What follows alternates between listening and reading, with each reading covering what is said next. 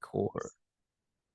Okay, welcome everybody to the East Coast School Accountability Meeting. Figured we'd start this thing off with some introductions. So this is the East Coast Accountability Meeting. We're trying to accommodate, or Mark Zuber is trying to accommodate more people on the East Coast. Frank's been leading the West Coast, I guess, or the other meeting that's on Wednesdays. So I figured we'll go ahead and do some round robins. I'm going to start at the top. So Mark, do you want to go ahead and, well, I guess I should introduce myself real quick. I'm Jared Oschenbein. I'll just run through the little 2-minute, the agenda there that you got. Yeah. Oh, wait, are you guys seeing the agenda? Yes. You are. Okay, cool. So 2-minute who you are. Okay, so I'm Jared Oschenbein. I guess I should have put name there. Where I live in Oregon. I invest in Arizona. My strategy is co-living. I'm using pad split, and I've been at it for about a year and some change. So there you go. So Mark, you want to give introduction to who you are? I'm starting at the top of the list. All right, cool. I'm the real Marco Shiro. Jared didn't change the name, but we're using one link, so that's try to keep it simple. I'm going to hop off probably in a little bit, but yeah, I'm in Hawaii, in firefighter full time, invest in Pittsburgh, and just hoping that we can get this group going. So kind of accommodate other people. That Wednesdays, Frank's awesome one. Sometimes people stay kind of long or it goes kind of long, but hopefully this can accommodate more people and get more interaction. But yeah. Have fun, fellas. Thanks, Mark. Hey, Frank, is the leader of the West Coast or the other meeting. Do you want to go next for those that don't know you? Oh, sure. Frank Contreras, my wife Cynthia, and I live here on the West Coast in California. We're investing in the Midwest, and I'm a general contractor, been at it for about 34 years now. We started the Old Guy REI channel a few months ago to try to help other investors that are beginning their journeys by showing some of our mistakes and our lessons. And like Jared said, the Wednesday night Zooms have been going on for 6 to 8 months now. Seems like it's helping. So hopefully the East Coast with a more friendly time zone for those folks will be helpful as well. I hope so. Okay. Hey, the names are changing around, but let me jump on John Morris. Do you want to go next? Sure. John Morris. I'm in Gainesville, Florida, and I'm a project manager and a CAD draftsman. I am looking for a house hack and at either a duplex or a house with an ADU. So this will be my first one. I haven't owned real estate since 2008. Okay. Herman, do you want to go next? Oh, sure. Yeah. Herman Chan. I'm in Houston, Texas. Right now, I'm working on a project converting an older house into a student housing, hopefully, and see how that works. If not, I might fall back to a pet split. Not sure yet. So that's yeah, that's kind of a brief intro from you. Kind of driving right now. Sorry, I couldn't talk too much. How long you been investing for? I've been investing for close to 10 years, but I would say the first few years I haven't been really doing anything. It just kind of like an accidental landlord moving and then start renting out my old house and didn't think of growing too much, but now I put more energy into it and got a license as well, trying to in a growing phase right now. Cool. So the purpose of this is for us to get to know each other and also give some introductions to the people that are on here to understand what people are doing. So if something sparks your interest or you wanted to reach out to somebody, I would be taking notes, or at least remembering who that was and where they're doing it, that sort of thing. So moving on to Jack. The list keeps moving around, but Jack Stewart. Yeah, so I'm in Pittsburgh. Been investing since 18. I'm thinking, and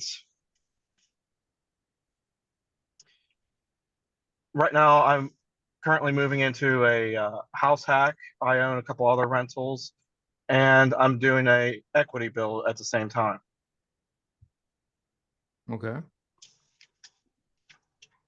Cool. So without trying to get too personal, you said since you're 18, how old are you now? No, I said I've been investing since 2018. Sorry, Oh, I might okay, have gotcha. said that. Oh, okay, gotcha. Cool, gotcha. Thank you. All right, Indy, want to go next? Hi, sorry, I'm driving, so I can't be on camera at the same time. I am in Clearwater, Florida, and I'm still very much a newbie. I've been studying and kind of learning and trying for about 3 years. So I'm still working on it. I'm trying to do some wholesales right now, and I'm trying to start in my county. I'm working with a really experienced wholesaler who's helping me pull a very specified targeted list. Um, and so that's kind of where I'm at. I tried a lot when the market was really hot. Couldn't get anything because I was still learning the 70% Mayo, which was kind of silly at the time because I got outbid every time. But I'm finding that even on the offers I've made recently, I'm still getting outbid. So I'm trying to learn. Um, I missed that market. What was the market you're in? I'm in Clearwater, Florida. Oh, okay, gotcha. Yeah. So Pinellas County, St. Pete, Tampa area, all of that. Well, keep plugging away. Yeah, I will. I've been following Mr. Zuber for, I don't know, a couple of years now. And so I was watching and I wanted to join the group because I feel like being around people who are doing it and being able to talk with people on a regular basis will definitely keep me motivated. Right. And you can ask questions when you run into roadblocks.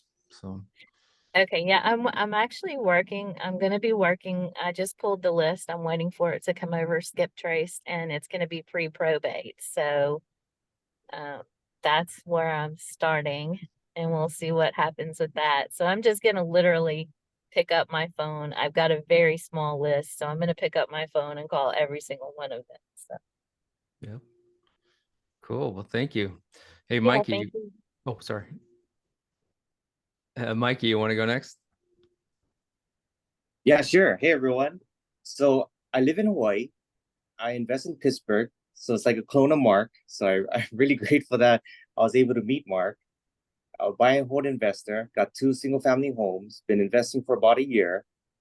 And also, great meeting everyone, especially Jack too, because he's in Pittsburgh. So yeah, it's a great group and looking forward to more meetings to come. There you go. So sorry, the list is jumping around. So Santiago, you want to go next? Yeah, hello everybody. Yeah, Santiago Andrade. I live in Miami right now. I moved from New Jersey a couple of years ago. I invest in Jersey and in Central Florida for about 20 years, but a very, very slow pace. So I only have 6 stores, and it was never really my goal to become a realtor investor per se. It was just things that kind of came up along the way, and I took advantage of. But now I'm trying to, scale up a little bit faster. And I've been on the Wednesdays call a couple of times. So I was just trying it out right now since I'm on the computer looking at properties or looking for properties, and figured to take advantage of this session here, see what everybody has to say. Cool. Yeah, welcome. Sierra Smith. Wait, did I? No. Did I call on you already, Sierra? I'm sorry if I did. No. Hey. Oh, okay. Yeah, I'm Sierra. I am living in Tennessee and investing in Tennessee. And let's see. I've done mostly live-in flips so far. But I do have one rental property here and in the process of a live-in flip right now. So that's kind of my wheelhouse is working on that stuff. Wow, that's long term. That's tough. Yeah. And if anyone bought Zuber the sweatpants, the merchandise, Sierra's the one that made them for Homes and Hustle. So if you guys bought the sweatpants that Zuber was selling, so she also does merch and everything. So go check her out. Oh, cool. Yeah. So Val Fears, want to jump in next?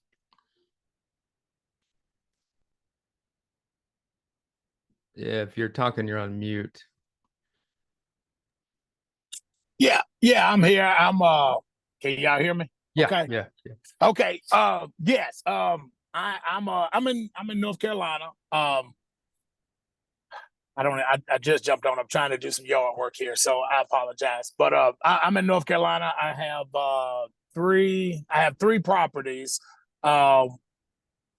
One, I'm trying to think here. Yes, I have three properties, but I have one also. The fourth one is with my dad and my brother, and we combined there doing a Section 8 deal. But overall, yeah, I'm just kind of here. Just I'm new to the group, and so just trying to learn as much as I can, from you superstars.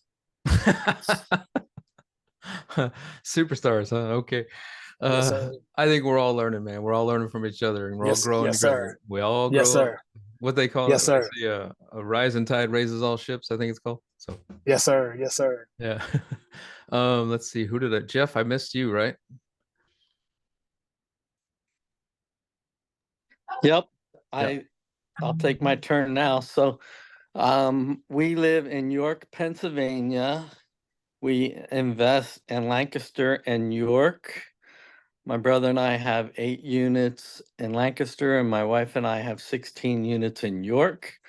Our first investment was a duplex property that my wife and I bought in 1982, and we moved into it and lived in one and rented the other before it was called house hacking.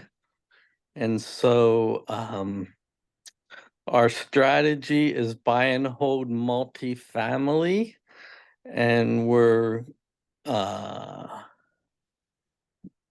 gingerly, I'm not sure if that's the word I want to use, looking for a 5-unit or more property to acquire next.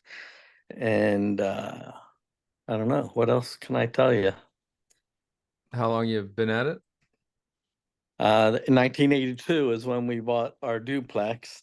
Wow. There were probably 20 years in between there that we didn't really buy anything else, living life with my wife and my family. And I had a small business for a while that didn't leave me with a whole lot of money for investing in real estate, but we got real active back again in 2017 when we bought a fourplex, and then I bought a portfolio from a coworker that had 6 or 7 buildings in it. And then 2 years ago, I bought a single family home. And so that's kind of where we're at right now. Wow. That's pretty impressive there, Jeff. All right. It has its ups and downs, right? That's investing. So I know I must have missed somebody or somebody somewhere. Who did I miss?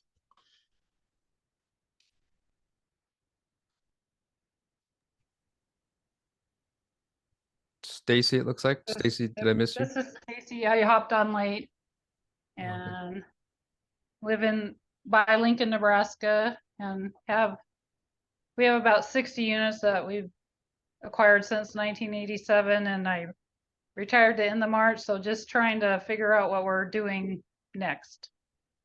So There you go. Well, anybody else I missed? All right. So as you can see here, there's a wealth of knowledge just even in a small group. So the idea of these accountability groups is for us to come together and talk about, once we get going, our previous weeks. But right now, I guess we'll jump into, does anybody need any help with anything they're working on, anything they've roadblocked on? And I'll stop the share. There we go. Are you guys seeing anything on any screen or anything? Or is it just the meeting now? See you. Meeting in the chat also. And you and your background. Me and my background. So guys, I'm not a what do you call it? I'm not trying. I screwed that up, so I don't know how to get myself out of there. We were trying to. No, it's just your video picture. Just my video picture. Let me. Yeah, okay. not like you were on the presentation background before. Okay. Well, does anybody need any help? Or what happened last week? I'll throw out a what happened. We've had this tenant. Oh, I guess if somebody wants me to stop the story, I'll give you the long version. 2 years ago, my brother and I had a tenant that decided they wanted to move out. And they recommended some friends of theirs, to take over the place that they were renting. And they're saying, you don't move right in, and you don't have to do any rehab, and you don't have to fix up anything. And they're good people. Well, 2 years later, those good people have been paid up in their rent only twice. One time it was for a day, one time it was for a week, I think. They've been problematic. They left a toilet run, so they used $800 of water in May, and then they used $500 worth of water in June. So we filed for an eviction. The judge said that we won the case, essentially. I had asked for an unconditional possession, and he changed it to pay and stay. They have not made any payments since. I don't know how many people are familiar with the Pennsylvania landlord tenant laws, but after the hearing, we had to wait 10 days to give them a chance to appeal. Our 10 days has expired. We contacted the constable, and we have a lockout scheduled for tomorrow morning at 9 o'clock. So that's my adventure for the month. Fun times. Yeah, I just recently had to. I'll carry on with that. I'm doing the rent by room model, and I had a guy that this is in Arizona, by the way. I live in Oregon, but the guy was smoking weed in the house, filling up the house with weed. So I had to ask him to stop doing that. It's part of the rules. He didn't do it. So his decision was to leave the window open in Arizona in the summertime. So my bill was $633 for one particular house. So I feel a little bit of your pain, not as much as you got there. We want to Well, share. we billed the tenant for the water because it's sub-metered, and it's an 8-unit and it's sub-metered, so we bill all the tenants. But I don't have any fantasy that we expect to see the $4,000 they owe us now. Right. So it's, live and learn to live by your processes and do your processes. Right. Normally when we looking for a tenant, we do a credit check, we do a background check, we go and search the court records. And so my brother and I did it to ourselves by failing to follow our process and our systems, and we're paying the price for it 2 years later. And it's nobody's fault but our own. So Yep. I did the same thing. I didn't allow evictions, but I had one lady that came from another pad split, and she had glaring reviews. So I took her on, and she was great, actually. But I had heard from other hosts that they had taken on evictions and they were doing wonderful. So I was like, all right, let me get out of my own way. I did that, and both of them were horrible, absolutely horrible. So I went back to my original process. So I don't do evictions. How about anybody else? How's your past week been? What's been going on?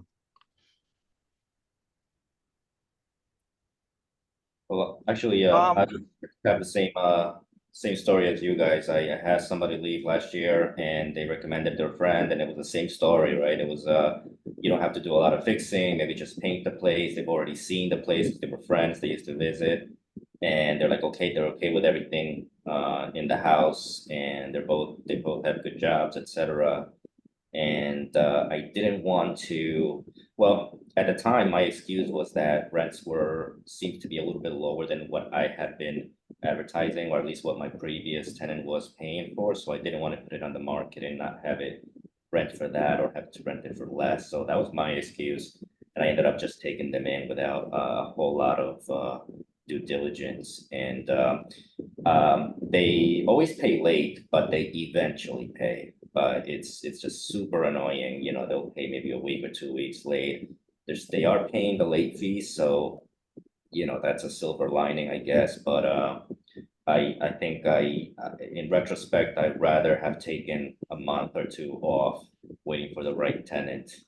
to appear and not having to stress that it is a bit stressful every month, wondering whether they're going to pay or not, whether I have to send a letter for, you know, payment, requesting payment, eviction, etc. So yeah, lesson learned. If anybody else here hasn't experienced that, it might be worth your time to do due diligence rather than try to save a little time or money at the beginning. This is supposed to be interactive, so I don't want to steal the show and lead everything. I'm just trying to get the ball flowing for the first East Coast one. So with Frank's, what we typically do is people chime in, and next thing you know, it snowballs into a big conversation on different topics, and then people listening can pick up on those different things. So if somebody has a topic to ask questions about, please jump in. Let the big troublemaker introduce himself though. Chris just popped in, so let him introduce himself real quick. Hey, what's going on? Can you guys hear me? Yep. All right. Hey, I'm Chris. I'm out in actually in Northern California. So figured I'd pop in and see what's happening. Welcome. Thank you. Yeah, I got a couple of for those of you who don't know, I got 4 houses that I keep right here in on the North Coast. Just kind of doing my thing, learning as we go along. Starting to look at basically other areas. California's getting a little ridiculous. So yeah, here I am. He's the one I couldn't get rid of since Vegas, since the ORAD event. He's been calling me every day since. Yeah, Mark, you're my guy. I don't know what to say. You're the one always messaging me, so you invited me. Here we are. At least he has welcome. one person. At least he has one person to call him. All right. Back on track, everyone. Yeah. Feeding a stray cat. Mark's my 3-foot shadow. Ouch.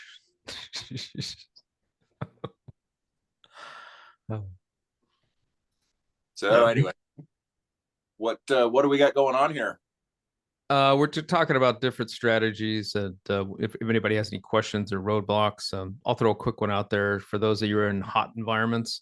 Obviously, you can call your power companies. I have houses in different. It's all in the same county, but they're different like cities. I've got 2 in Phoenix and 1 in Glendale. They all have their own. The municipality, the public service have their different way of doing things. So in Phoenix, they've got more power offerings, so you can call and look at your history and adjust and all that. I'm sure you guys know that, but I'm in Oregon, so we have one power bill. That's the way it is. And in Arizona, there's all these different ways to do your power. So I switched that up recently, saved about $100 a month. So just throwing that out there for those that maybe are new or are in a hot climate, or maybe even a cold climate where you can adjust maybe the heat. Oh, that's a tip I'll throw out too for any of you guys that are paying utilities and any of your strategies. I put fan timers in all the bathrooms. So that way, because I pay utilities, that there is no on button. They have the option of, I think it's 1 minute, 5, 15, 30, 1 hour, and 2 hours. And that's tied into the light as well. So when they walk into the bathroom, they hit one of those buttons and the timer will turn it off. And the purpose for that is I had a $269 heat bill in January this year in Arizona. Because they sucked all the heat out of the house with the fans, leaving them on all the time. So anyway. What about you looked at moisture sensors? I have actually. I have moisture sensors. Not in the house, but I've been playing with them I live in Oregon, but the properties I own is in Arizona. So I have window sensors that I've been playing with. Those are going to be probably put in all the properties, so that way at least I'll know. I don't care if they open the window, but if they leave it open, I want to know that. Right. For the AC bill. And I do have in my personal home, I have moisture sensors underneath all the sinks, and they do work. So I'm probably gonna, next time I go down there, implement those. So I had moisture sensors in a bathroom for the bathroom fan, and it went in right where the light or where the switch went. It just replaced that switch, and it worked actually pretty good. It just automatic. You could turn it on or not, but you put your settings in just like a dimmer switch, and for time, how long you want it to run, sensitivity, and then as soon as the moisture, you'd start taking a shower and it would kick right on, and it turned the fan and light combo on. And I got them at Home Depot. I think they were about $20 a piece. So Oh, wow. Yeah, we Okay. installed one of those in our home bathroom, and we were talking about putting it into a tenant's bathroom because she had some old issues in her bathroom, and we just had our city inspector failed us because she had mold on the walls. And the problem we have right now is the switch is wired into the bathroom light. So it's one switch for the bathroom light and the fan. So it doesn't it's not conducive to a separate moisture sensor. Okay. I That's don't a know if good they make it separate, where you can separate them out, like an individual kind of in line to it or not. You may have to mine had separate light and separate fan, so it was a real easy switch over. Yep. That's a good tip, Chris. I was doing something totally different. I didn't know there was such a thing as a moisture switch that goes on the wall. I had the little reporting things that tell me. So that's a Yeah. better solution. Thank you. Yeah, you bet. Yeah. I know I got them at Home Depot probably 2-3 years ago. So you should be able to find them there. But yeah, they go right into the gang box, wire in place of your switch. And so yeah, take a look. Cool. You think an exhaust fan timer would be good in a place where you're not paying the utilities, like in a duplex? Could be to save the property. Like some of the properties obviously get mold and all that. So yeah, I would say probably. Yeah, I'm in a very hot, humid environment. So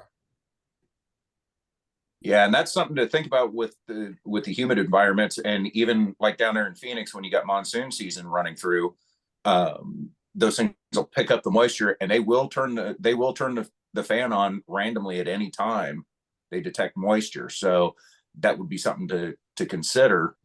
You'd have to play around with sensitivity on it a little bit. So just put that out there for you. Looks like Jeff is sharing something. Jeff, is that one of those moisture switches? Yes, it is. Can you hear me? Yeah. Thank you. Yep, that's the moisture switch that we put in our house, basically. So it's a great thing. I love it, but for the wiring issue on the other ones. So would anybody be those are great tips. To try to get this going a little bit in a different direction, would anybody be willing to share how they got started, so others that are or is that too low level for this group? Do we want to talk about the latest deals we did or how we acquired them, something like that? Look, I'd like an opinion. I have a question if you guys want to chime in. Perfect. I'm struggling right now with identifying a market to sort of make a buy box. And there's several things that I guess I'm kind of confused about. But in general, let me put it this way. There are markets that are increasing in population and salaries seem to be good in the area, but prices are high, right? In the area, home prices are higher than I would want them to be. Then on the other hand, you have locations where prices are starting to go down.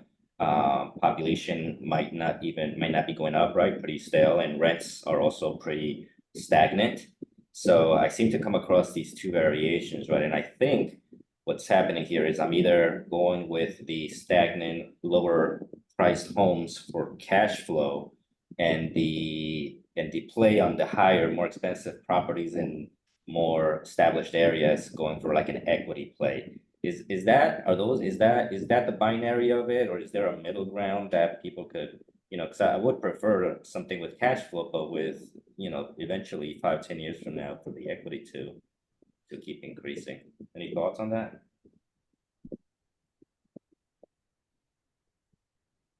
Maybe the group hasn't had enough experience. I'm not sure. So yeah, it's for anybody. I was trying to be quiet. I don't want to hog this, but that's the same thing I'm doing, which is why I'm doing the co-living. And I also wanted that somewhat equity. So I would say, probably target more than 1 million in a city, right? So you have that population there, like you were saying, and also you're looking at the population growth already. Um, but I'm in Arizona, and I know there's other reasons for that too. But I'm doing the same thing. I wanted the cash flow, but the potential there for equity play. So I was originally looking at places like Joplin, Missouri, or other places, and that's good for cash flow. But I don't know about equity. Like, there's not a lot of equity there over time, right? And it's the same kind of thing with, I think, some of the other cities. Like, I think Gary, Indiana is probably a decent cash flow market, but equity over time is probably not the best. So I'm in that same boat, which is why I forced the cash flow through the co-living. And the way I did the houses was, I did build extra bedrooms, but they're just walls, so I can take them down in 5-10 years from now and turn it back to the regular house if I needed to. But we'll see. But I'd like to hear somebody else. I mean, there's got to be a ton of people here that I have was done. gonna say, something else to consider when looking for another market is if you go on U-Haul's website, you can see where all the trucks are moving and stuff, and that might give you some insight on where to start looking as far as appreciating markets, and then out of those start looking at, you know, the building like a little mini buy box and just seeing what works for you. Yeah, and if you want to get in front of some stuff, some of the metrics I've been looking at are average medium income in that area, and even in zip codes. So just about 7 months ago, an interesting little thing popped up in my market, which is, so everybody knows Scottsdale, Arizona, or most people do, and that's the Richie Schnitzy with the, multi-million-dollar homes, which is great. And I'll share this to this group. But Gilbert, Arizona, about 7 months ago, the average medium income just passed up Scottsdale. Now, I'm not talking about the prices of the homes. Obviously, the homes are, I think the average prices in Scottsdale is like 2.5 million. I think Gilbert's like 1.2 million, which is up a little bit. But the fact that there's gentrification going on there, and things like that's a good sign to look at, right? Population growth, but also the income in that area.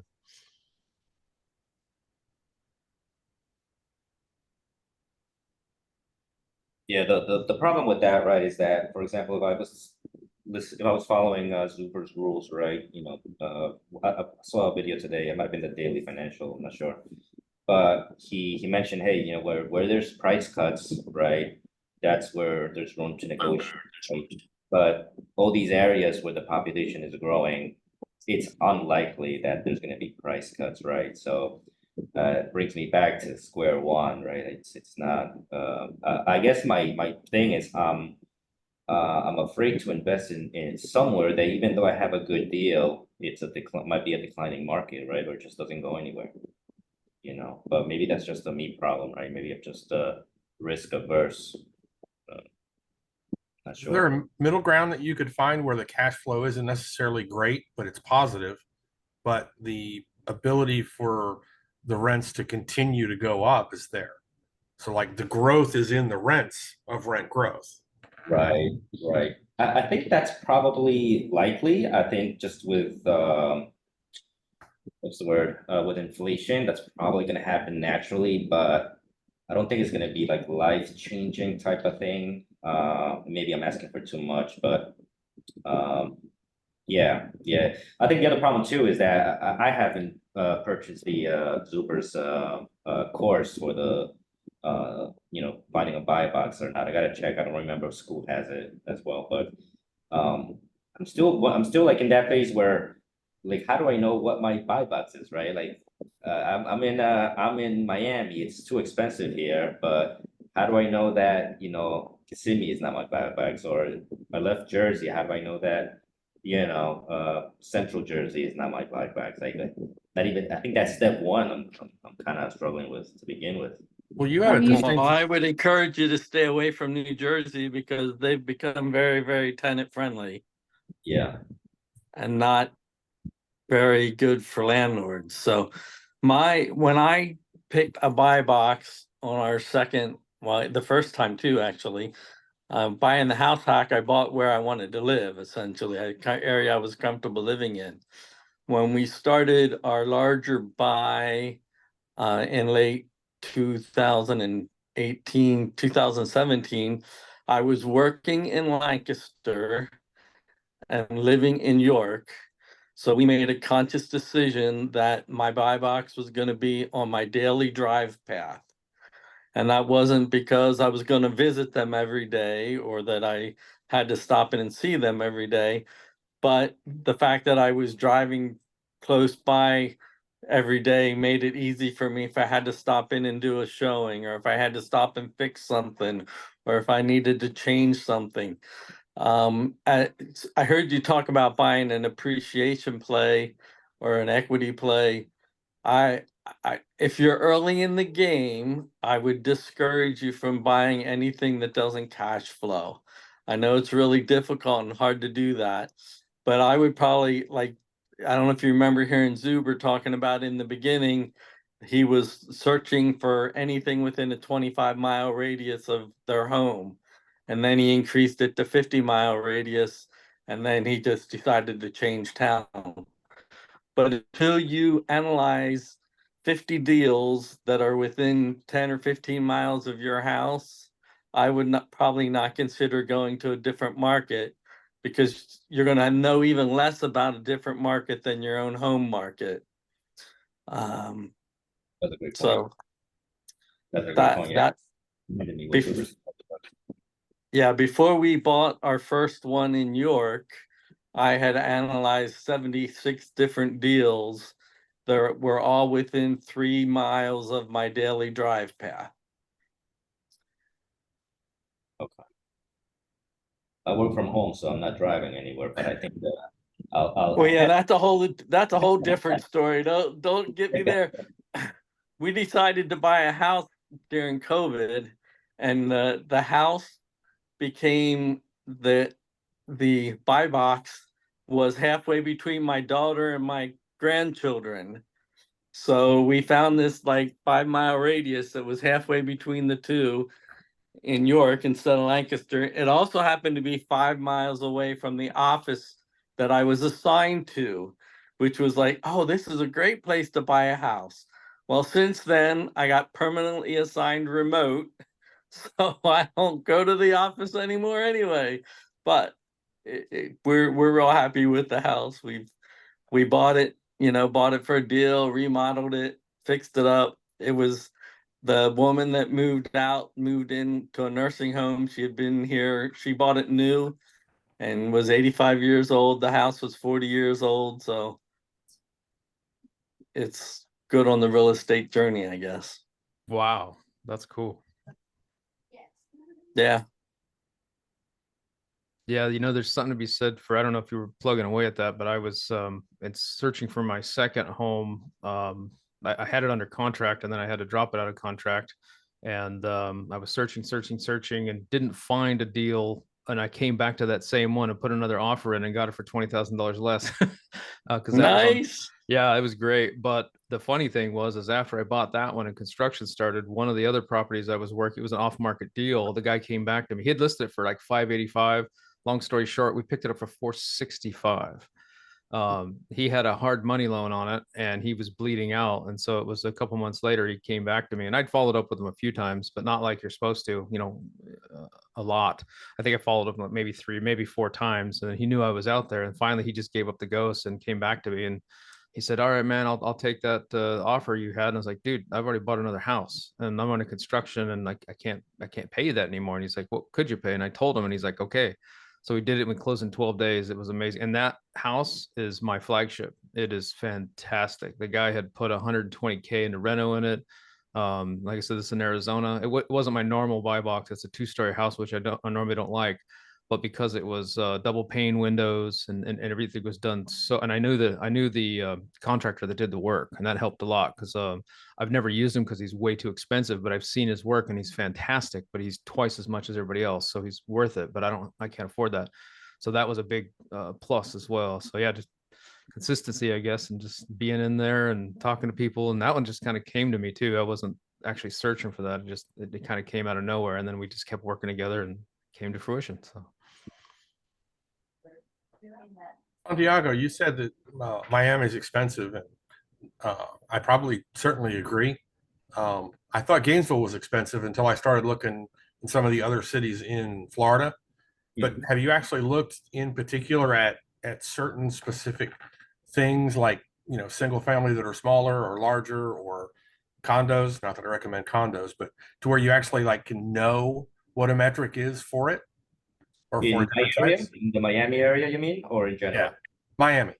Yeah, so it's way overpriced, at least in the general area that I'm in right now. So because there's so much construction going on, there are single family houses and duplexes that are falling apart that are selling for, over $1 million.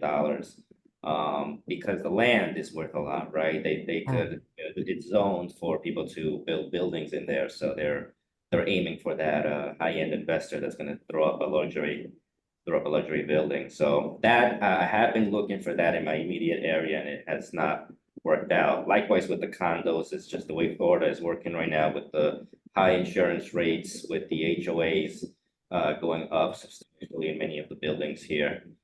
It's just not a good play, right? In most cases, you can have it paid off and still owe a couple $1,000s, $2,000 to $3,000 a month on just taxes, insurance, HOA, you know what I mean? So that's out of the question. But I did take note that, John, I think it's you that lives in Gainesville, you said, right? Yeah. So I actually went up to Ocala last week. Okay. I heard it's a good market, and that's kind of where I was coming from with the question about, the certain metrics that make it look attractive versus not attractive. And the metrics that I saw for Ocala were basically a pretty stale rent appreciation. And I don't know how accurate these numbers are, right? I guess depends on the tool that I'm using, but there was a higher poverty rate than normal. But that being said, what I saw was very decent. It was nice. It was a nice area. Obviously, it has its pockets, but yeah, I'm starting to look further out because of that now. When you say Ocala, do you mean like close to the city center, or do you mean Marion County as a whole? So I went to Marion County. That looks like that's a lot of new construction down there. So that looks fairly nice. I did go to the center, which was also looked nice to me. I mean, there was nothing wrong with that, but based on, again, on the tools that I was looking at, it seemed to imply that the general area was not necessarily good. So yeah, I think I'm in a situation here where I'm looking at all these metrics and I have an overload of information that's not really helping starting my decision. Have you decided what's your why behind it? Because cash flow and equity are like two different plays, right? So what's the goal? The goal is cash flow. Well, the goal would be a balance, right? The goal is cash flow, but with the potential of a property at least gaining some equity along the way. And when I'm ready to fully retire, it's worth more than what I bought it for, right? That would be the goal. But if I had to put priorities on it, cash flow is the priority right now.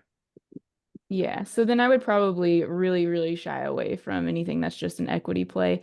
And then what I would personally do is look specifically for value add opportunities in any sort of market that's going to cash flow. And then you can kind of force that appreciation over time whenever you're ready.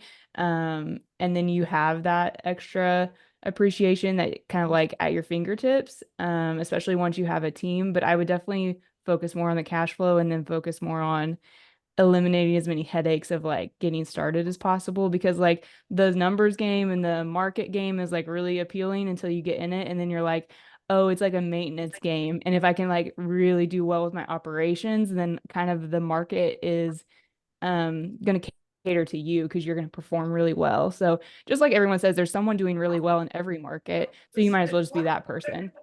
That's true. Yeah, I think the end of the point is just finding something for cash flow for the moment and holding it.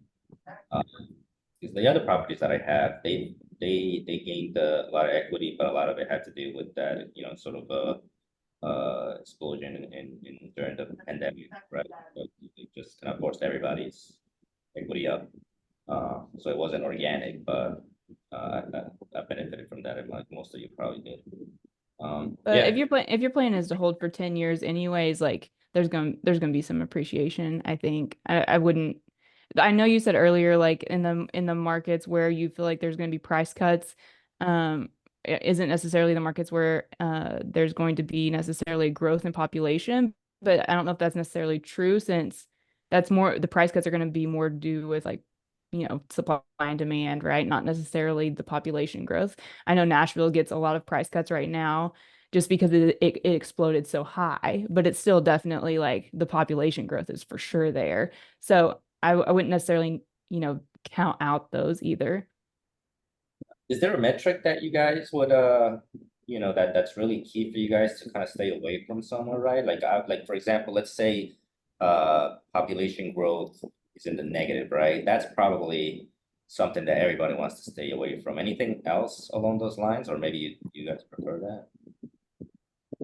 I know we spoke last time. You always want to have a higher owner to renter ratio. So you always want, I would say, 65% or more in the ownership. So that way there's no large swings. Right, did mention that, and I think I read somewhere where the more owners there are, the better the town, the city is kept up, right? Because there's that owner pride, right? Right, exactly. Yeah. I would say crime rate's another big one, because even if you find a better deal in a high rate in crime area, the PIA factor is just going to be too high, where you're constantly going to be making repairs and constantly having the police show up at your place. So those places may not be worth it also.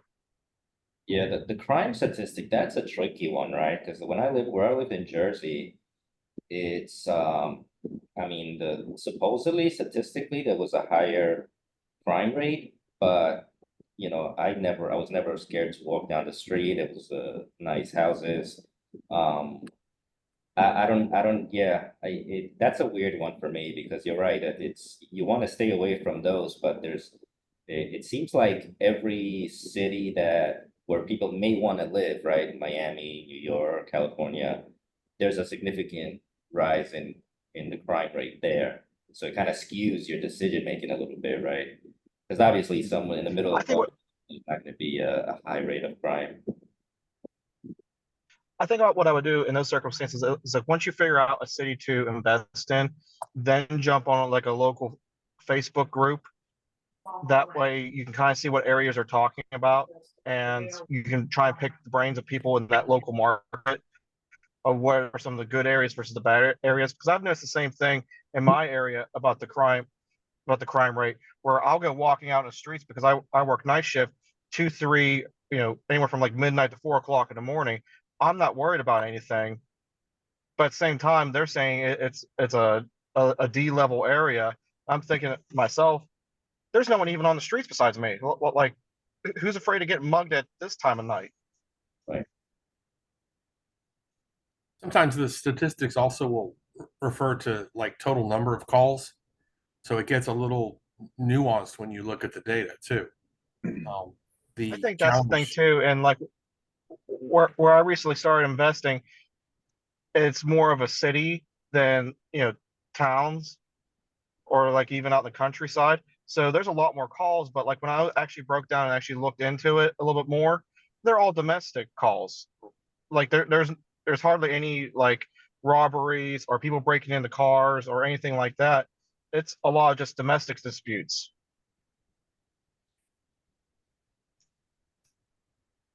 Yeah, that makes sense. I also heard, like for example, if you live next to a park, right? Because there's so many people that drive to the park to enjoy the outdoors or whatever, there's more potential for crime, and the criminals themselves might actually frequent those places more, right? Because it's more populous and there are a lot of more people there. So, you know, the crime statistics get inflated because of that. So, yeah, it's a fine line, but I actually looked at a duplex. I drove by the duplex about 3 or 4 weeks ago that backs up to a very small community park, and it's closed at night. It's not really in a great neighborhood, I'll say, but one side's a 3-bedroom, 2-bath, the other's a 2-2, which a lopsided duplex would be better for me.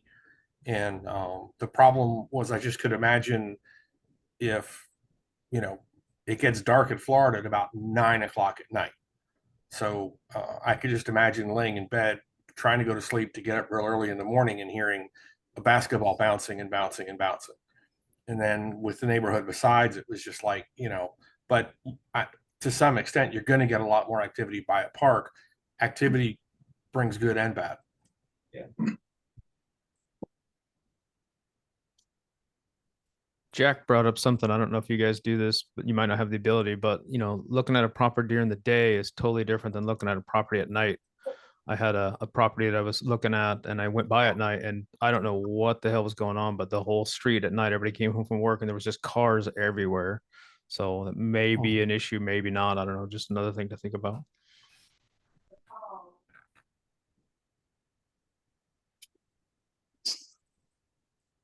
I did see that one time. An investor I work with at work was telling me that the street was all lively at night, and kind of same thing. He wasn't sure what was going on, and he found out like 3 weeks later. He started paying attention to who was or what was going on and stuff. Turns out most of our shift lives on that same street.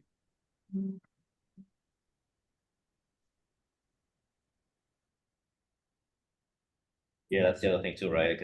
It could vary by street, literally. From one next.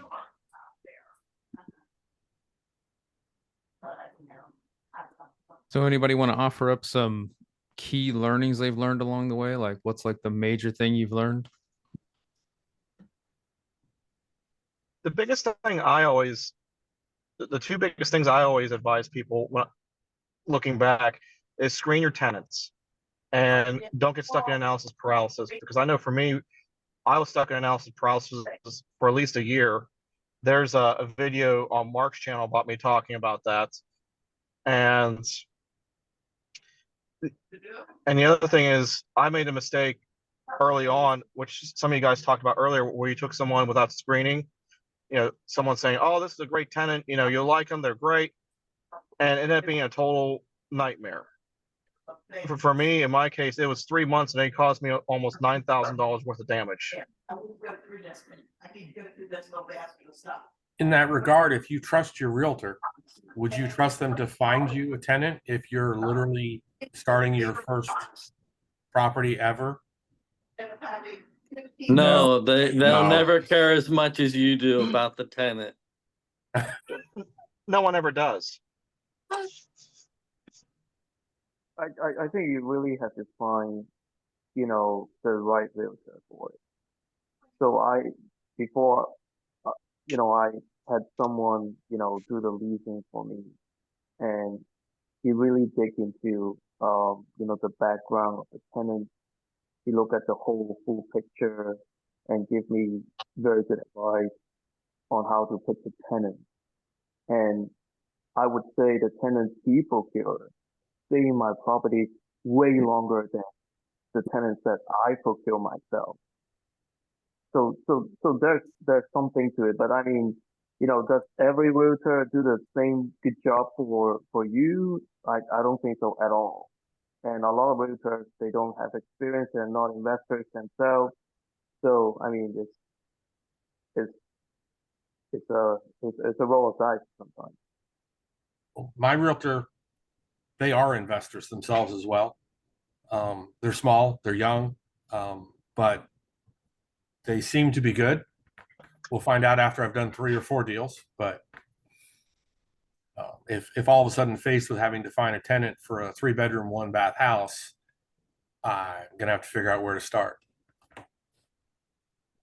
Because I'm amazed all the things that I've learned all sorts of pieces of things, but I still don't have a whole. And I probably won't for years. Yeah, I mean, it's just going to take a lot of learning. Yeah, I guess that's the same thing. My realtor is an investor as well. She's great. She's awesome. She's really good at doing the initial interviews for the tenants because I inherited both my tenants. And one, she was like very sweet, very friendly. But then when you kind of got to know her, she was still okay. But man, she was a professional renter. So she tried to find ways to get discounts on everything. The other one, she'll pay like every 2 weeks, like instead of paying all the rent at once. And so she's like, okay, I'll rather pay the late fee. I was like, okay, that's not good. So, but it's one of those where it's just, my realtor, she's great, she's an investor, but she only spends so much time onto it. And so you're gonna have to live with the day to day. So you might have to do multiple interviews, you might have to do a little bit more deeper checks. That was my lesson on this. And realistically, I'll be living next door, attached. Right. Yeah. So I was going to say also that the final decision is really yours in the end. So, just make sure you're doing the background checks and doing everything in your process. Like, keep your agent as like maybe the face of everything as far as like the initial screening process, but do all your legwork. I know someone was mentioning go to the courthouse. I usually go through an attorney because they can dig up a lot more than I can at the courthouse. Do your background checks. Make sure that they have whatever you do as far as income to rent ratio, all that stuff. Do your due diligence because that's on you. I had a property manager friend of mine, and I hired her to do tenant screenings for me. And so they would go through and they do all the background checks, financial stuff, get everything done. They'd pick out top 3 qualifiers, and then I would go and meet them after that. And then it became my choice. After I looked at all their paperwork, everything equal, then it's who do I get the best vibe from? And I still do all my own managing, but I got to pick who it was. They just did that initial legwork. So that may be an option if you know somebody who's doing property management, maybe get them to just do the screening for you too. Okay. Yeah, because they've said they place tenants if I want to, just as a placement for a fee, of course.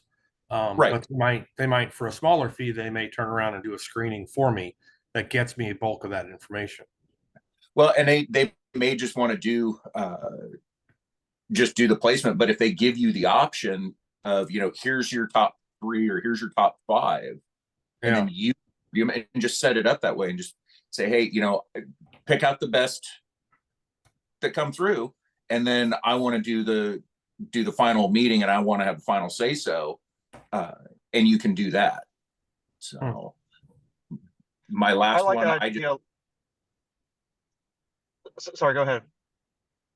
My last one that I just flew the beginning of the year.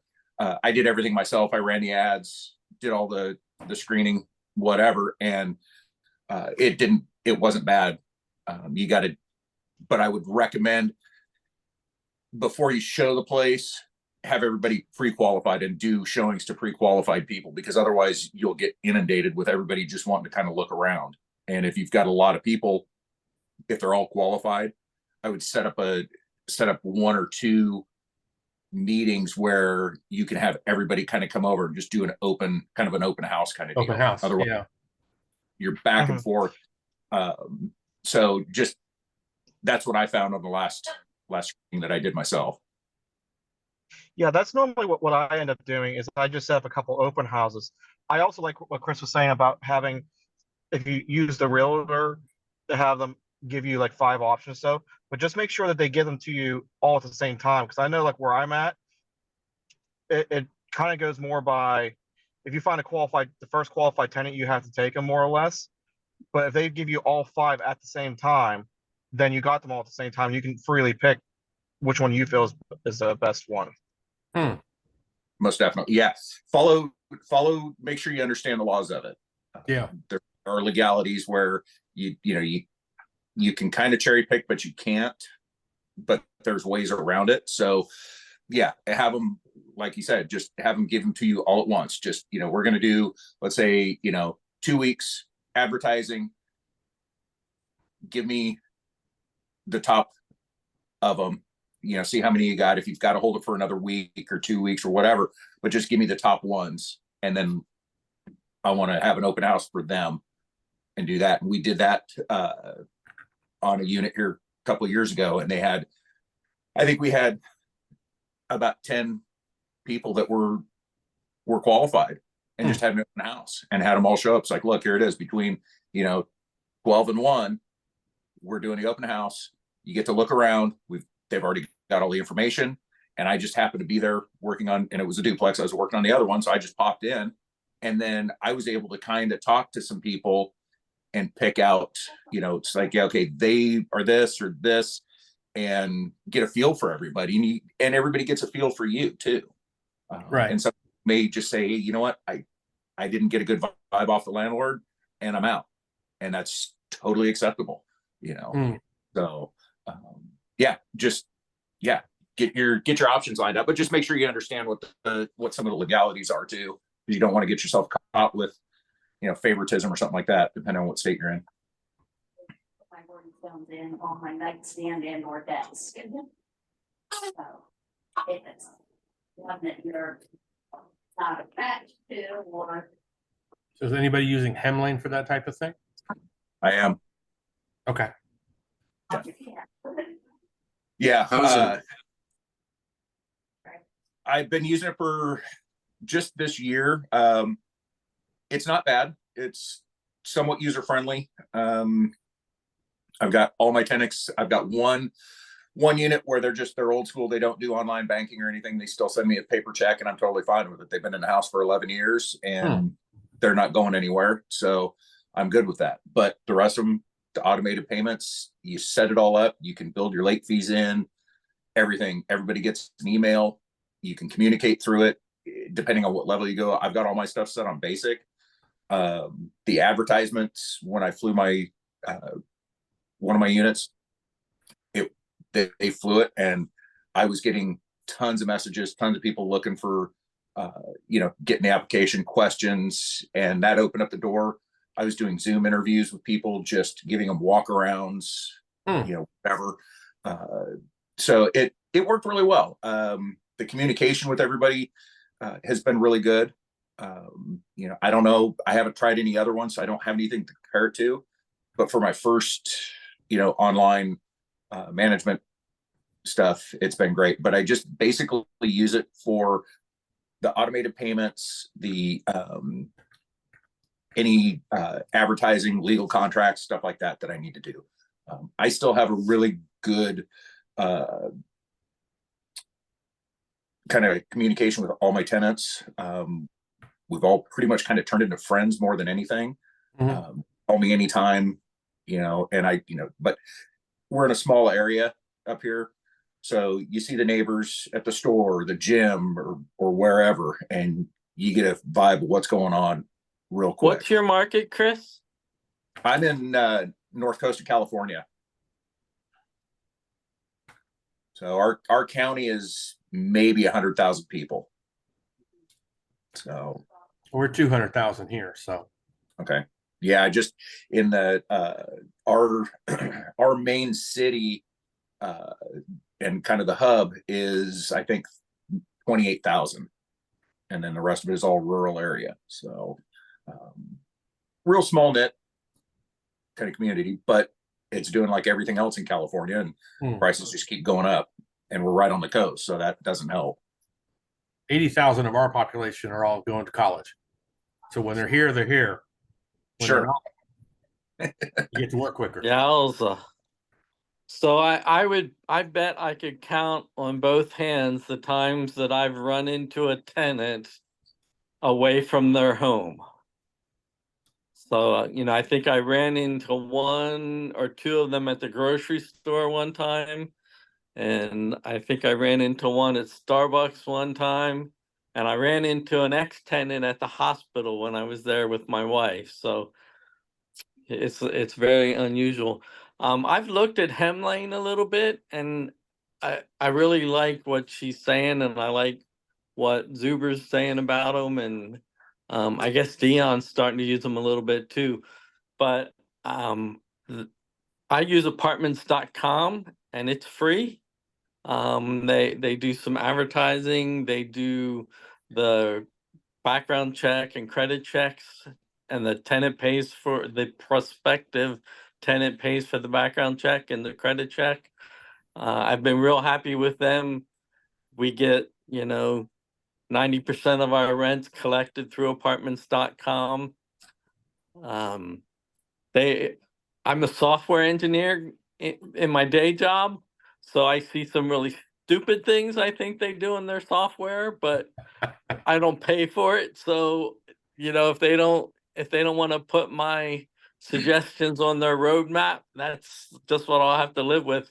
Because I'm sure it's not going to spend $100,000 to develop one. So, but I'll works. second that. Yeah, I used I didn't use apartments.com directly. I used Turbo Tenant, which blasts out to like 50 different things because it was free, and all four. So I'm using PadSplit. So PadSplit's supposed to do all that, and they're supposed to do the marketing and all that. But if you rely on them, you'll never fill your place. They get your places to 80% and then they stop and they work on other places that are vacant. But yeah, all four of the ones that I pulled came from apartments.com via Turbo Tenant. So I used them for 30 days. It was amazing. So I'll second that. Yeah. And I'm not even doing apartments. I'm doing room rentals, which they don't allow. But what I did was I just said it was a 1 bedroom, 1 bath place, and had the reason I got so many, I think, is I had listed the price, and I did this on purpose, and judge me if you will, but I listed the price for 200, but it's 200 a week. And so I had a lot of inquiries, obviously, but I had, right off the bat, I replied back, saying, hey, this is a room rental, blah, blah, blah. And then out of that, I got 4. So I'm happy. You collect So weekly? do you? Sorry. No, I use them just for the front end, just to get them in, basically just to point them to the PadSplit link that ties directly to one of my houses. And so How do you collect?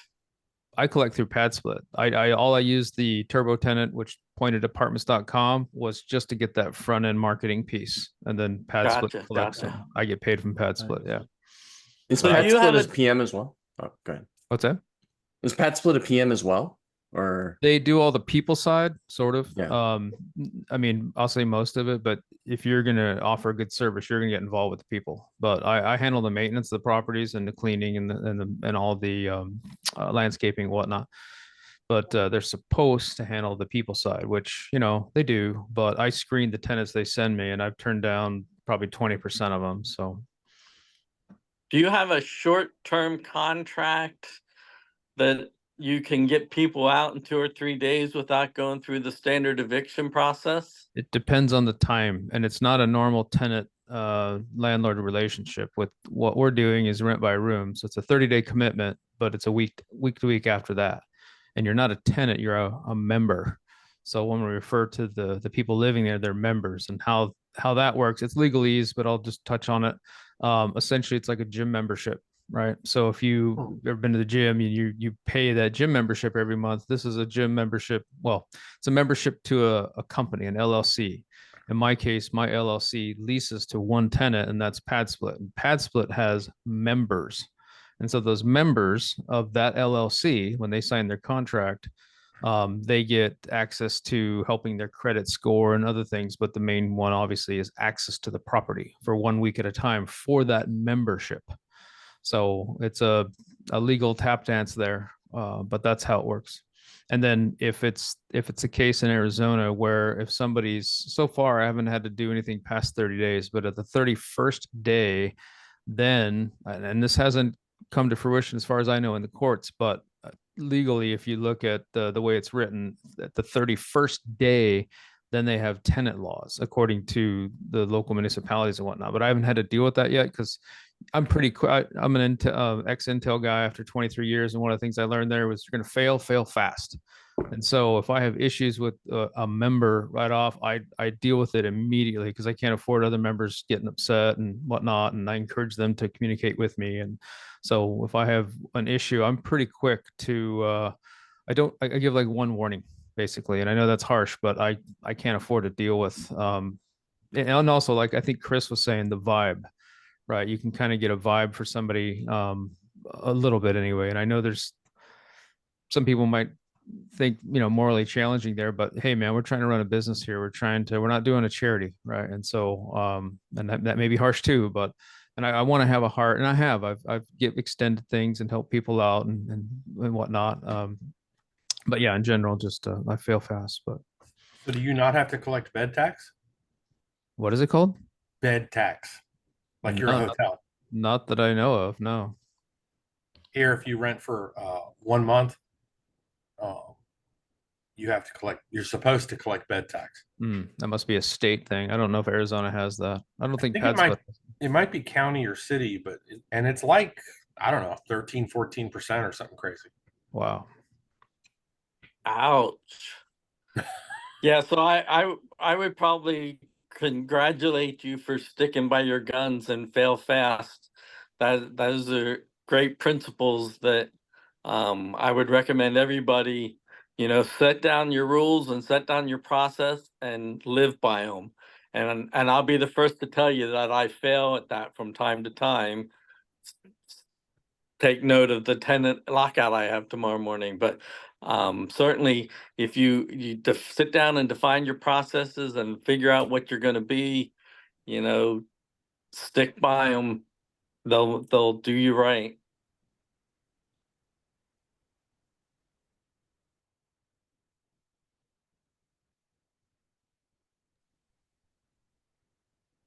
All right. Anybody else have any questions or issues they want to bring up? Somebody from the group can help with? Yeah, I got one weird question. So I have a buddy who actually rents out by the room for a college town near me. And I was interested in pad split or something like that because he's trying to talk me into it as well, but he wasn't sure about for the insurance side. Would you put it as, I don't know, because it used to be his primary. He still is not sure if he should keep it as a primary or because he's moving, do a different level of insurance coverage. Did you come across anything like that, Jared? Or I'm using just the rental insurance and I have an umbrella policy, but okay, that's what I'm doing. So, and I have it Yeah. in an LLC. So, I'm paranoid. Nothing wrong with that. Yeah. Yeah. So, okay, cool. Hey, I will mention one thing though, if you didn't know, PadSplit has changed their pay fee structure as of May 8th, 2024. yeah. So moving forward, I won't be doing any more pad splits. I'll be probably doing either co-living, running them myself. Yeah, because all mine are okay. legacied under the old model. So it sounds good, but if you do the math, it takes you about 8 months to recover. The old method was essentially 15% for their property management fee, but it was a flat fee. The new model is 8%, which sounds great, but they take the first 10 days of every new member. Well, they'll tell you, and they'll tell you this too, but nationwide, they have about an 8 to 9 months average stay. But in my Okay. market, there I can tell you, it's talking to many, many hosts. I'm going to guess at about 4 to 5 months stay.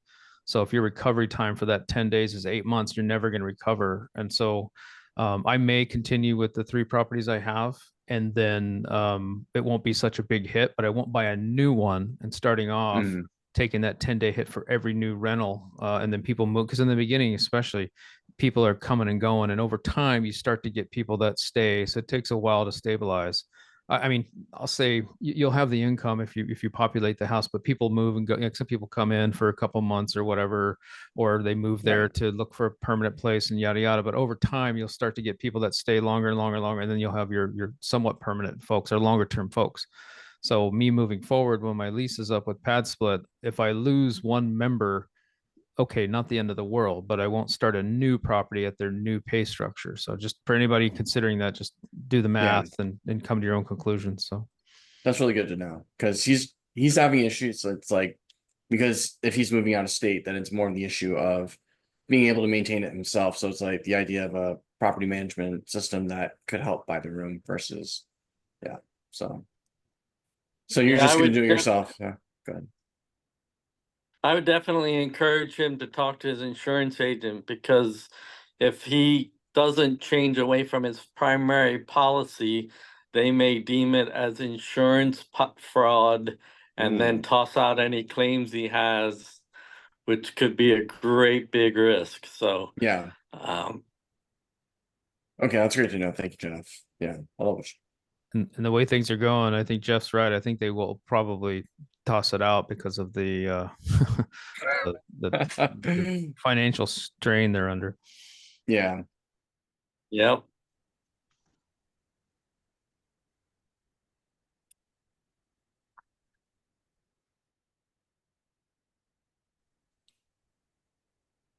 Okay. Anything else? There's no set time limit on this, by the way. So if you know, if we've got everything out of this we want, we can end it whenever you guys are ready. Or if there's something else. I've got one question, if you don't mind. Sure. So I'll be house hacking, which means I'm living next to my first tenant. But in reality, the idea will be that I'll be moving from there to somewhere else to somewhere else. Is it wise to potentially get a UPS box for my actual real estate mail and my other mail, because the most of the areas where I'm looking, they have like a pedestal set up, so you get a key and then you get one address. So in theory, they could get the mail or I could get the mail. You know, I don't know. I'm wondering if a PO box to start with, to where when I fill out all the paperwork, it's all ought to be going there. And if they get anything that's addressed to me, in theory, it's sort of junk. Thoughts? Definitely a post office box, especially if you're moving 3 or 4 times, because you don't want to have to tell your tenants to change their mailing address and to change checks anytime. I mean, anything that you can make stable for the tenants, the better, because they'll use that as an excuse. Oh, your rent was late. Well, I didn't have the right address. I still have a tenant that every once in a while sends to the old mailbox, the old post office box, and we changed post office box 3 years ago. So, like, definitely a post office box. Okay, well, thank you. That's my opinion. I'm sorry. Maybe I'm a little more vocal than I should be, but that's why we're here. That's why I'm here. I've been told frequently to try to stop, you know, to digitize their payments, right? Stop taking checks, for example, to sort of avoid that. And it's not as easy as it sounds. Some people are stuck in their ways. But I would suggest that, first of all. The other thing too that I'm doing, which again, I just opened up LLCs for my investment properties, and there's a service where you can send all mail associated to that LLC. But they charge obviously for that, and they digitize it, they scan it, and they make it available to you online. So I don't necessarily have to worry about LLC related mail. But every time I move, because I do move somewhat frequently, I just change it. I just change my last name address in the USPS website, right? I think it's either free or very low cost, so that hasn't been an issue for me. So everything that's personal goes with me because I set it up like that in USPS before I leave, and everything that's business related just gets scanned and goes to that central mail depository. So I don't know if anybody else is doing that. That's new to me, but I decided to do that. Yeah, I'm doing.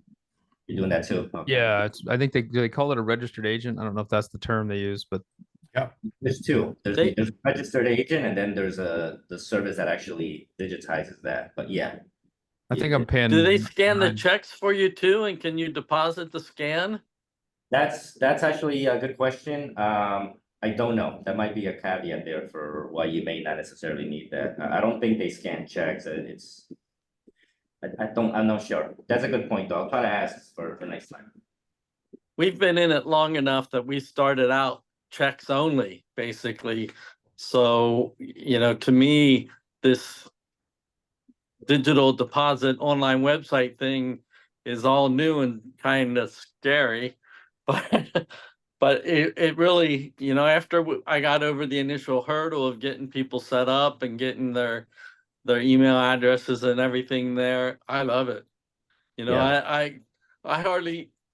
I'm probably naive and I probably don't pay as much attention to it as I should, but I basically ignore my rent collections, and, you know, around the 10th of the month when we go in and do our books and stuff, I go in there and look and see who's outstanding. And if they're outstanding, I send them a text message saying, hey, what's up with your rent? And, you know, sometimes I forgot, or I didn't realize it was this weekend, or, you know, they've got the dumbest excuses, but anyway. Yeah. So I collect a couple of ways in the digital wise. Some of my tenants, they pay me through Zelle, which you know, some people probably are against that for some reasons, but it's worked out fine for me. And another tenant pays through the bank, right? So I happen to use the same bank that they use, so it's convenient for them to do that. So yeah, those are the two ways. The third way that I wanted to do, and unfortunately I couldn't get to that point, was with Hemlane to collect my payments for me. But I ran into some technical issues, I guess, that they couldn't resolve, and I couldn't validate the various accounts, etc. I'm not sure why. At the end of the day, I couldn't make it work. I left them and just kind of kept my payments as is, right? My payment structure the way it is. So yeah, but I recommend digital always, just because they can make a payment on the fly, right? As well. There's very little excuse. Oh, you Yeah. forgot? So we use apartments.com, Cash App, and checks. One of my tenants cash checks every month, and then I think he realized he was concerned with security of like Cash App, Upsell, of all those digital methods. But I think he figured out how to do it. Actually, he still deposits occasionally by check, so I haven't been able to move totally digital. But that's the goal. I recommend it. Is that something you guys would recommend in your screening process to mention to the potential tenants? Or do you guys do that, or? All of our tenants screen through apartments.com and have to pay for their online credit application on apartment.com. And so if a tenant came to me and said that I can't do apartments.com, I'd say, well, find a different landlord. Oh, okay. At this point in time. I mean, I have some tenants that I inherited that are never going to go online, but if a tenant's not willing to figure out how to use the online tools, I'm fine with not taking them. I don't have that much trouble getting tenants. The demand here is much larger than supply. And when you guys were talking earlier about population growth and whether or not to target areas of population growth, that's probably another area that I'm a little naive. I've never really thought about population growth or targeted population growth, but I know that I would be really concerned if I suddenly saw a dozen apartment complexes being built up around the city. I think York is probably kind of stagnant. We have some big manufacturing companies around York. We all know Harley Davidson, probably. That's a big one in the area. We have a couple big hospital networks. We have some tourism. The York State Fair is going on this week. If y'all want to come see the York Fair. So, we have a variety. I don't know how many of you listen to Dion, but he's very intentional about picking properties in different areas so that he's drawn from different tenant pools to help diversify. And certainly I'm real happy that we pulled the trigger in York because there seems to be a diverse client base. We have some tenants that are in hospitals, some tenants are in manufacturing, some are in tourism, some are in retail. So it's working out. It keeps working out, right? That's Pennsylvania. I'm sorry? Yeah, you're in Yep. Pennsylvania. We are in Pennsylvania.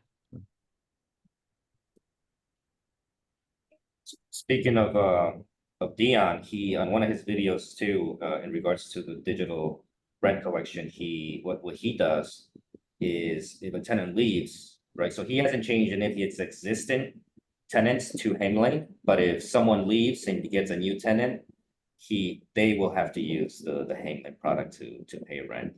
So that's a good strategy, right? It's my thing. I didn't want to confuse all my tenants with new systems. So the minute somebody moves out, I think that's going to be my strategy too. The new tenant will have to pay through the digital system.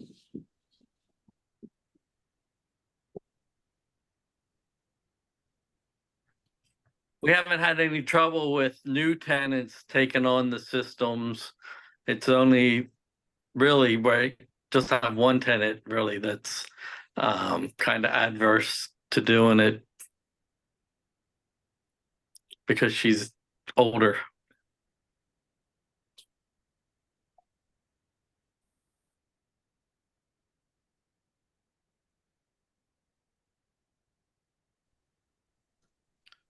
All right. Any other topics or discussions we want to mention?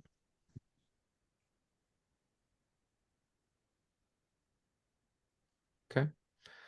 Well, we can wrap this up, guys. This was just our first meeting to see how the time slot worked. Looked like there's enough people here, and also I think we've got content that we're starting to discuss, and people kind of get to know each other and what kind of markets they're in, what kind of strategies they're doing. And I don't know about you guys, but even though I have a different strategy than just about everybody else out there, well, there's people obviously, but I pick up a lot of stuff right from Dion, you guys, and different things. And Chris, you know, that fan thing, man, I'm gonna do that. I didn't even know that existed. So, and those little small things, I know some people, I'll wrap up with this, you know, don't think it matters, but it does. It absolutely does, especially when you start scaling. I have 25 units now, and you know, I started a year ago, but those little things like that, even a little simple thing I did with my cleaning lady, because when I have turnovers, you know, she used to wash the what do you call it, the bed covers, and that took time, which cost me money.